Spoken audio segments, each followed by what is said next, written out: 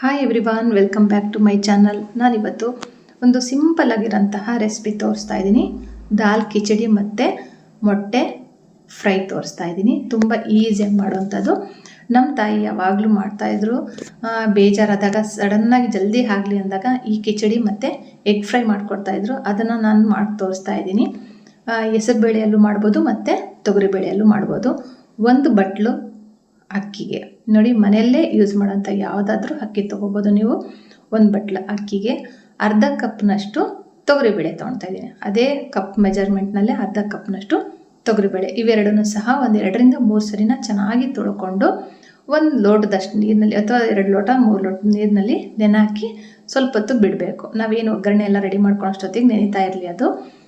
ಈಗ ಕುಕ್ಕರ್ಗೆ ನಾನು 3ರಿಂದ 4 ಟೇಬಲ್ ಸ್ಪೂನಷ್ಟು ತುಪ್ಪ ಹಾಕಿಬಿಟ್ಟು 1 ಚಮಚದಷ್ಟು ಸಾಸಿವೆ ಹಾಕ್ತಾಯಿದ್ದೀನಿ. ಸಾಸಿವೆ ಹಾಕಿಬಿಟ್ಟು ಇಲ್ಲಿ ಕರಿಮೆಣಸು ಮತ್ತು ಬೆಳ್ಳುಳ್ಳಿ, ಕರಿಬೇವು, ಒಣಮೆಣಸಿನ್ಕಾಯಿನ ಒಗ್ಗರಣೆಗೆ ಹಾಕಬೇಕು. ಹಾಕಿಬಿಟ್ಟು ಚೆನ್ನಾಗಿ ಫ್ರೈ ಮಾಡ್ಕೋಬೇಕು.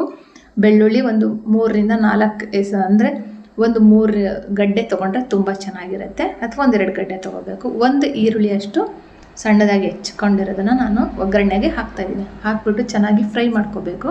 ಸ್ವಲ್ಪ ಟ್ರಾನ್ಸ್ಪರೆಂಟ್ ಆಗಬೇಕು. ಈ ಥರ ನೋಡ್ತಾ ಇದ್ದೀರಲ್ಲ, ಈ ಥರ ಟ್ರಾನ್ಸ್ಪರೆಂಟ್ ಆಗಬೇಕು. ಸ್ವಲ್ಪ ಚೆನ್ನಾಗಿ ಫ್ರೈ ಮಾಡ್ಕೋಬೇಕು. ಆದಮೇಲೆ ಒಂದು ಅರ್ಧ ಟೇಬಲ್ ಸ್ಪೂನಷ್ಟು ಜೀರಿಗೆ, ಒಂದು ಅರ್ಧ ಟೇಬಲ್ ಸ್ಪೂನಷ್ಟು ಅರಿಶಿಣ ಹಾಕಿ ಚೆನ್ನಾಗಿ ಮತ್ತೆ ಹುರ್ಕೋಬೇಕು ಎಣ್ಣೆಯಲ್ಲೇ. ಜೀರಿಗೆ ನೀವು ಸಾಸಿವೆ ಹಾಕುವಾಗೆ ಜೊತೆಗೆ ಹಾಕ್ಬೋದು. ಏನಾಗ್ಬಿಡುತ್ತೆ ಅಂದರೆ ಭಾಳ ಹೊತ್ತು ಎಣ್ಣೆಲಿ ಕಾದಾಗ ಅದು ಫುಲ್ಲು ಕಪ್ಪಾಗಿಬಿಡುತ್ತೆ. ಹಂಗಾಗಿ ಹಾಕ್ತಾಯಿದ್ದೀನಿ. ನೀರೆಲ್ಲ ಸೋರಿಸ್ಕೊಂಡು ಅಕ್ಕಿನೂ ಬೇಳೆನೂ ಎರಡೂ ಕುಕ್ಕರ್ಗೆ ಹಾಕ್ತಾಯಿದ್ದೀನಿ. ಹಾಕ್ಬಿಟ್ಟು ಇದಕ್ಕೆ ನಾನು ಅದೇ ಬಟ್ಲಲ್ಲಿ 1 ಬಟ್ಲು ಎಷ್ಟು ನೀರು ಬಟ್ಲು ಹಾಕ್ತೀನಿ ಅಂತ ಕೌಂಟ್ ಮಾಡಿ ಹೇಳ್ತೀನಿ. 2 ಬಟ್ಲಾಯಿತು. 3ನೇ ಬಟ್ಲು 4, 5, 5.5 ಅಷ್ಟು ನೀರು ಹಾಕ್ತಾಯಿದ್ದೀನಿ ನಾನು. ನೀರು ಹಾಕ್ಬಿಟ್ಟು ಚೆನ್ನಾಗಿ ಕಲಿಸ್ಕೋಬೇಕು. ಇದರಲ್ಲೇ ನಾವು ರುಚಿಗೆ ಎಷ್ಟು ಬೇಕೋ ಅಷ್ಟು ಉಪ್ಪು ಹಾಕಬೇಕು. ತುಂಬ ಜಾಸ್ತಿ ಹಾಕೋದಕ್ಕೆ ಹೋಗ್ಬೇಡಿ, ಬೇಕಂದರೆ ಆಮೇಲೆ ನಾವು ಮತ್ತೆ ಉಪ್ಪು ಹಾಕ್ಬಿಟ್ಟು ಪುಡಿ ಉಪ್ಪು ಹಾಕ್ಬಿಟ್ಟು ಸರಿ ಮಾಡ್ಕೊಬೋದು. ಉಪ್ಪು ಹಾಕ್ಬಿಟ್ಟು ಚೆನ್ನಾಗಿ ಕಲಿಸ್ಕೊಂಡು ವಿಸಲ್ ಬರಿಸ್ಬೇಕು. ಒಂದು 3 ವಿಸಲ್ಸ್ ಆದರೆ ಸಾಕು. ಅಥವಾ ನಾವು ತೊಗರಿಬೇಳೆ ಅಕ್ಕಿನ ನೆನಾಕಿರ್ತೀವಲ್ಲ, ನೆನಾಕಿದ್ರೆ 2 ವಿಸಲ್ ಸಾಕು. ನೆನಾಕಿಲ್ಲ ಅಂದರೆ 3 ವಿಸಲ್ ಹಾಕಲೇಬೇಕಾಗುತ್ತೆ. 3 ವಿಸಲ್ನ ಹಾಕಿಬಿಟ್ಟು ಕೂಗಿಸ್ಕೋಬೇಕು. ಇದು 3 ವಿಸಲ್ ಕೂಗೋದ್ರಲ್ಲಿ ನಾನು ಎಗ್ ಫ್ರೈ ಮಾಡೋದನ್ನು ತೋರಿಸ್ಕೊಡ್ತೀನಿ. ಮೊಟ್ಟೆನ ನಾನೊಂದು 6 ಮೊಟ್ಟೆನ ಬೇಯಿಸಿ ರೆಡಿ ಮಾಡಿ ಸೈಡಿಗೆ ಇಟ್ಕೊಂಡಿದ್ದೀನಿ. ಒಂದು ಬಾಣಲಿಗೆ ಒಂದು 4ರಿಂದ 5 ಟೇಬಲ್ ಸ್ಪೂನಷ್ಟು ಎಣ್ಣೆ ಹಾಕ್ತಾಯಿದ್ದೀನಿ. ಎಣ್ಣೆ ಚೆನ್ನಾಗಿ ಸ್ವಲ್ಪ ಮೀಡಿಯಮ್ಮಾಗಿ ಕಾಯ್ತಾ ಇರುವಾಗೇ ಇದಕ್ಕೆ ಬೇಕಾಗಿರೋಂಥದ್ದು 1 ಚಮಚ ಖಾರದ ಪುಡಿ, ಅರ್ಧ ಚಮಚದಷ್ಟು ಉಪ್ಪು, ಅರ್ಧ ಚಮಚದಷ್ಟು ಕರಿಮೆಣಸಿನ ಪುಡಿ, ಅರಿಶಿಣ. ಇಷ್ಟೇ ಸಾಕು, ಇನ್ನೇನು ಬೇಕಾಗಲ್ಲ. ಇದಿಷ್ಟು ಪೌಡ್ರ್ಗಳನ್ನ ಹಾಕಿಬಿಟ್ಟು ಸ್ವಲ್ಪ ಮೀಡಿಯಮ್ ಉರಿಯಲ್ಲೇ ಒಂದು 30 ಸೆಕೆಂಡ್ಸ್ ಅಷ್ಟು ಫ್ರೈ ಮಾಡ್ಕೋಬೇಕು. ಜಾಸ್ತಿ ಹೊತ್ತು ಬೇಡ. ಸ್ವಲ್ಪ ಹಿಂಗೆ ಫ್ರೈ ಮಾಡ್ಕೊತಿದ್ದಂಗೆ ಮೊಟ್ಟೆಗಳು ಏನು ಬೇಯಿಸಿಟ್ಕೊಂಡಿದ್ವಲ್ಲ ಆ ಮೊಟ್ಟೆಗಳನ್ನೆಲ್ಲ ಇದರಲ್ಲಿ ಹಾಕಿಬಿಡಬೇಕು.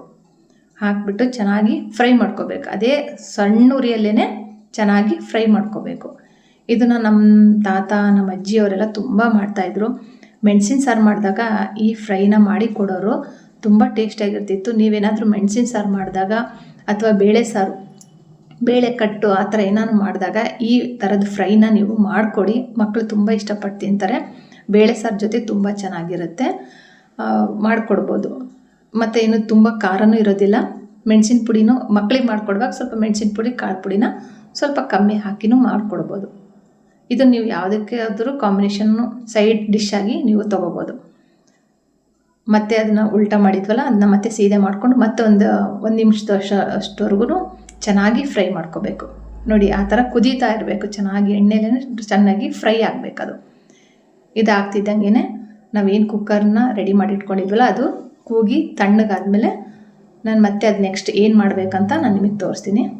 ಇದು ಫುಲ್ಲು ರೆಡಿ ಆಯಿತು. ಇದನ್ನೊಂದು ಸೈಡಿಗೆ ಎತ್ತಿಟ್ಕೊಂಡ್ಬಿಡೋಣ ಅಂತೆ. ಇವಾಗ ಕುಕ್ಕರ್ ತಣ್ಣಗಾಗಿದೆ ನಾನು ನೋಡಿಕೊಂಡು ಇವಾಗ ಅದನ್ನು ವಿಷಲ್ ತೆಗಿತೀನಿ ನಾನು. ತೆಗೆದ್ಬಿಟ್ಟು ನೋಡಿ, ಫುಲ್ಲು ಹೋಗಿದೆ. ವಿಷಲ್ ತೆಗೆದ್ಬಿಟ್ಟು ಮುಚ್ಚಳನ ತೆಗೆದು ನೋಡಿ, ಕರೆಕ್ಟಾಗಿದೆ. ನನಗೆ ಅನಿಸ್ತು ಸ್ವಲ್ಪ ನೀರು ಹಾಕಬೇಕು. ತುಂಬ ಗಟ್ಟಿ ಆಯಿತು, ನೋಡ್ತಾ ಇರ್ಬೋದು ಗಟ್ಟಿಯಾಗಿದೆ. ಅದಕ್ಕೆ ನಾವು ಆವಾಗಲೇ ಒಂದು ಅರ್ಧ ಲೋಟ ಕಮ್ಮಿ ಹಾಕಿದ್ವಲ್ಲ, ಅದೇ ಒಂದು ಅರ್ಧ ಲೋಟಕ್ಕೆ ಇನ್ನೊಂದು ಅರ್ಧ ಲೋಟದಷ್ಟು ನೀರು ಹೆಚ್ಚಾಗಿ ಒಂದು ಸೈಡಿಗೆ ಕುದಿಯಕ್ಕೆ ಇಡಬೇಕು. ಚೆನ್ನಾಗಿ ತಣ್ಣೀರು ಹಾಕಿ ಕುದಿಸೋದಕ್ಕೆ ಹೋಗ್ಬೇಡಿ. ಆದಷ್ಟು ಕಾದಿರೋ ನೀರು ನೋಡಿ, ನಾನು ಕಾಯಿಸಿದ್ದೀನಿ, ಇದನ್ನು ಕಾದಿರೋ ನೀರನ್ನೇ ಇದಕ್ಕೆ ಹಾಕಬೇಕು. ಆ ನೀರು ಏನಾದರೂ ತಣ್ಣೀರು ಹಾಕಿದಾಗ ಏನಾಗ್ಬಿಡುತ್ತೆ, ಅದು ಕುದಿಯೋಷ್ಟೊತ್ತಿಗೆ ಫುಲ್ಲು ಮ್ಯಾಶ್ ಆದಂಗೆ ಹೋಗ್ಬಿಡುತ್ತೆ. ಹಂಗಾಗಿ ಆ ನೀರನ್ನ ಚೆನ್ನಾಗಿ ಕಾಯಿಸಿಟ್ಟಿರೋದನ್ನ ಇದಕ್ಕೆ ಒಂದು ಲೋಟದಷ್ಟು ನೀರು ಹಾಕ್ಬಿಟ್ಟು ಒಂದು ಕುದಿ ಬರೋವರೆಗೂ ಕುದಿಸ್ಕೋಬೇಕು. ಕುದಿಸ್ಕೊಂಡ್ಬಿಟ್ಟು ಸ್ವಲ್ಪ ಇದಕ್ಕೆ ಕೊತ್ತಂಬರಿ ಹಾಕಿ ನೀವು ಕುದಿಸ್ಕೊಂಡು ಒಂದು ಹಾಟ್ ಬಾಕ್ಸಿಗೆ ತೆಗೆದುಬಿಟ್ರೆ ನೀಟಾಗಿ ಒಂದು 2ರಿಂದ 3 ಗಂಟೆವರೆಗೂ ನಿಮಗೆ ಬಿಸಿ ಹಾಗೇ ಇರುತ್ತೆ. ಒಂದು ಕುದಿ ಬರೋವರೆಗೂ ಬಿಡಬೇಕು. ನೋಡಿ, ಬಿಸಿನೀರು ಹಾಕಿದಾಗ ಬೇಗನೆ ಕುದಿ ಬರುತ್ತೆ. ಇವಾಗ ದಾಲ್ ಕಿಚಡಿ ರೆಡಿ ಆಯಿತು. ಸಿಂಪಲ್ಲಾಗಿ ಹಾಗೆ ಮಾಡೋವಂಥದ್ದು, ತುಂಬ ಫಾಸ್ಟಾಗಿ ಮಾಡ್ಬೋದು.